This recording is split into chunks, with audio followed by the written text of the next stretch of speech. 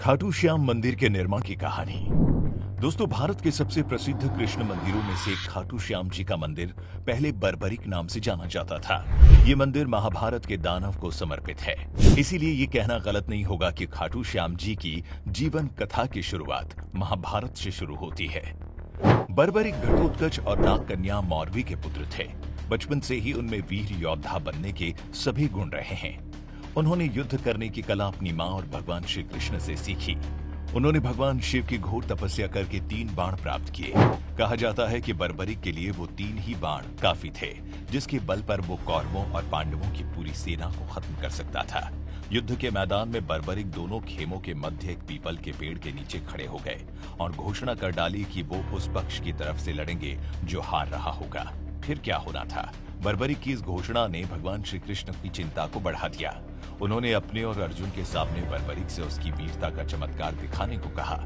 भगवान श्री कृष्ण ने कहा कि ये जो वृक्ष है, इसके सारे पत्तों को एक ही तीर से भेद दो तो मैं तुम्हें मान जाऊंगा। बर्बरिक ने आज्ञा लेकर तीर को वृक्ष की ओर छोड़ दिया। जब तीर सारे पत्तों को छेदता जा रहा था, तब एक पत्ता टूटकर नीचे गिर पड़ा। भगवान श्री कृष्ण ने उस पत्ते पर ये सोचकर पैर रखकर उसे छुपा दिया कि ये छेद होने से बच जाएगा। लेकिन सभी पत्तों को छेदता वो तीर कृष्ण के पैरों के पास आकर रुक गया। तब बर्बरिक ने कहा कि प्रभु, आपके पैर के नीचे एक पत्ता दबा है, कृपया पैर हटा लीजिए, क्योंकि मैंने तीर को सिर्फ पत्तों को छेदने की आज्ञा दे रखी है, आपके पैर को छेदने की नहीं। इसके इस चमत्कार को देखकर भगवान श्री कृष्ण चिंतित हो गए। बता दें, भगवान श्री कृष्ण ये बात जानते थे कि बर्बरिक प्रतिज्ञावश हारने वाले का साथ देगा। यदि कौरव हारते हुए नजर आए तो वो पांडवों के लिए संकट खड़ा करेगा, और जब पांडव बर्बरिक के सामने हारते नजर आए तो फिर वो पांडवों का साथ देगा। इस तरह वो दोनों सेना को अपने एक ही तीर से खत्म कर देगा। तब भगवान श्री कृष्ण को एक युक्ति सूझी और वो ब्राह्मण का भेष बनाकर सुबह बर्बरिक के शिविर के द्वार पर पहुंचे और दान मांगने लगे।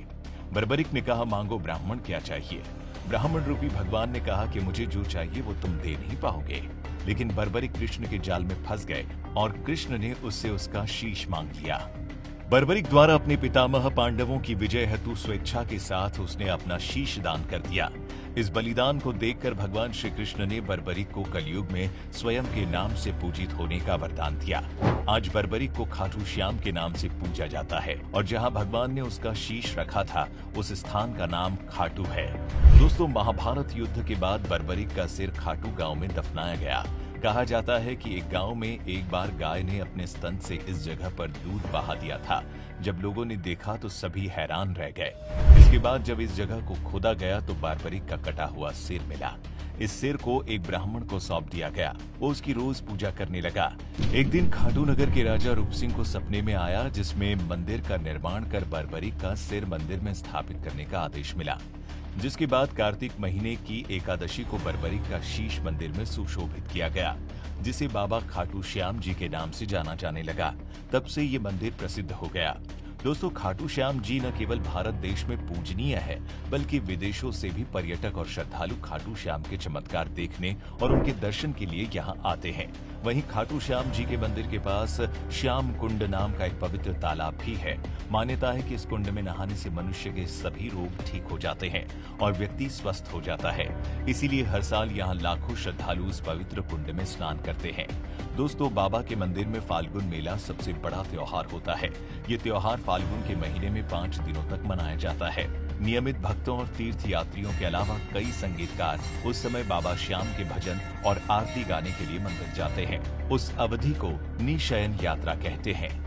खाटू श्याम जी के मंदिर में सर्दियों में सुबह 5:30 से दोपहर 1 बजे और शाम 4 बजे से रात 9 बजे तक दर्शन कर सकते हैं। वहीं गर्मियों में सुबह 4:30 से दोपहर 12:30 बजे और शाम 4 बजे से रात 10 बजे तक भक्त दर्शन कर सकते हैं।